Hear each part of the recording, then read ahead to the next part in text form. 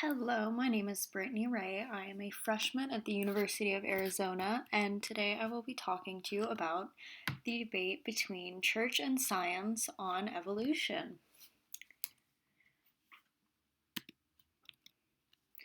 So, throughout this PowerPoint, I will be talking about the difference between science and religion and how it is often viewed as the difference between an evidence based belief and a faith based belief. Creationism versus evolution is an area where science and religion sometimes conflict. The reason for this is because science provides evidence supporting the theory of evolution. Advocates of evolution believe we evolved from a common organism and provide the technological evidence in support of evolution. And although there are many beliefs that God created us and everything else in the world, many people have conducted research that states otherwise. In religion, there are resources such as the Bible and Quran, which followers and believers accept as fact.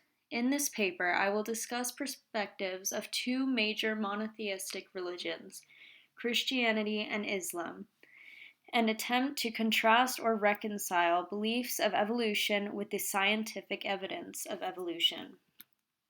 So, first, I will be talking about the views on Christianity. So, Christianity is one of the biggest and most well known religions in the world, and it has followers who believe differently as to how the world was created. So, Christians believe that God created the sun and the earth, and that He created all life on earth from the start.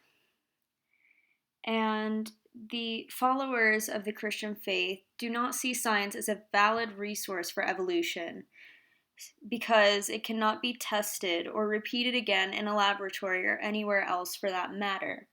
So basically, since, we have fossils and evidence and such, but because we cannot repeat evolution or its cycle, then they see it as something that is non existent. And so, several followers of the Christian faith see the evidence of evolution as a phenomenon brought up by scientists and rebels of the Christian faith to convince themselves of a better and more understandable start to the universe. According to the Bible, life started with Adam and Eve, and humans will always be the way we are now, according to religion. So, the evidence of the creation by God of the world is given to us via the Bible. Apart from that, there are stories and churches that discuss this, but there is no tangible evidence of all this being true. So, basically, what that's saying is we are able to read and hear the theories of evolution, but because we cannot touch them, it kind of makes it seem like it's all just a story. It's not necessarily true. Then, for the next part, we are going to be talking about the views of Islam on evolution. So, for Islam, according to a man named Marwa al-Shakri, he says that Muslim hermeneutics and Arabic views of evolution, it makes Muslim thinkers effect a repositioning of theological and egotistical approaches.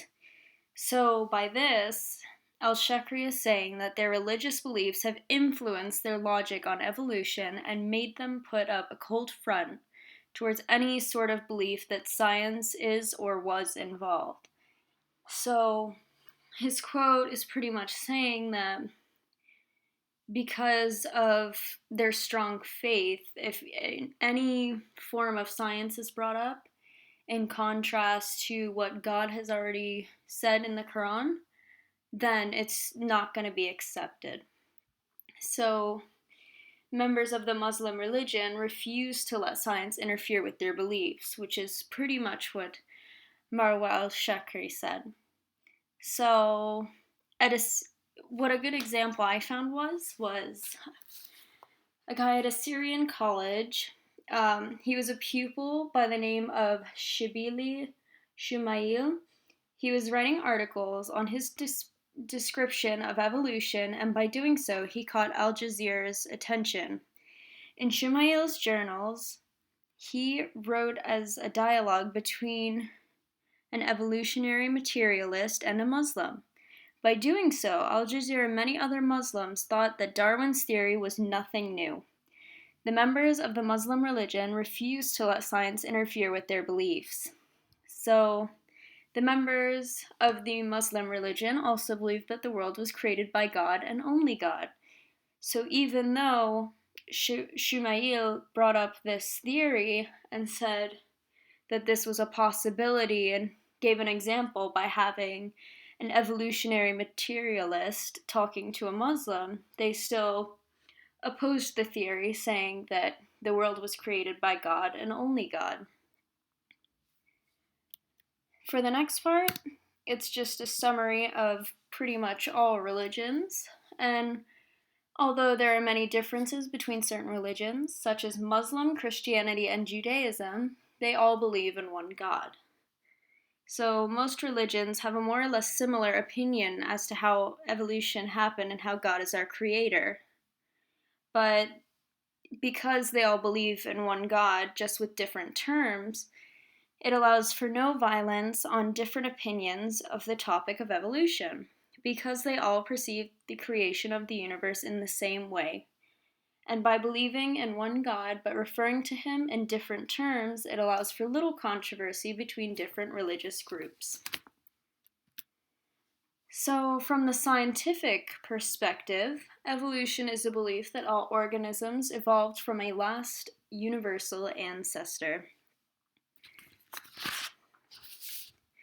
And as a result, over the past 2 centuries, we have noticed a biological evidence of mass evolution in different creatures and technology. And this gives us evidence that it is not just a theory, but rather an actual occurrence happening that has been happening since the start of the universe. All mammals appear to be closely related. We are all composed of several different genetic components which give us certain traits. Two people who are both alike in species could be different in specific ways. One could be prone to certain medicines, whereas the other could be killed from that said medicine. Every species is genetically different. A good example of this could be how genetically close a chimpanzee is to man. A chimpanzee's DNA sequence is actually 99% identical to that of a human being.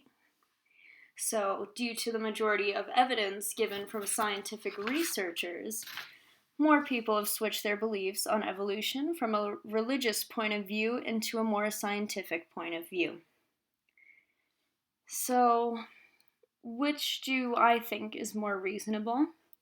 Along with many others, science, of course.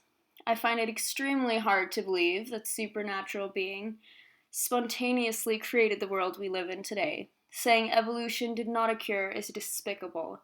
Even with our forms of technology have evolved into more advanced systems and such that we use on a daily basis, it's just impossible to prevent yourself from not believing in some sort of evolution. Because of the majority of evidence given from scientific researchers, more people have switched their beliefs on evolution from a religious point of view into a more scientific point of view, thus causing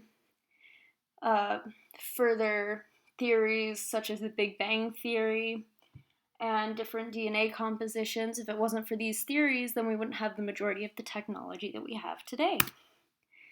So thank you for listening to my PowerPoint presentation. In case you are interested in any of my citations or where I got my theories from, or just sites that you would like to look up on, here is a list of them if you would like. And thank you for listening.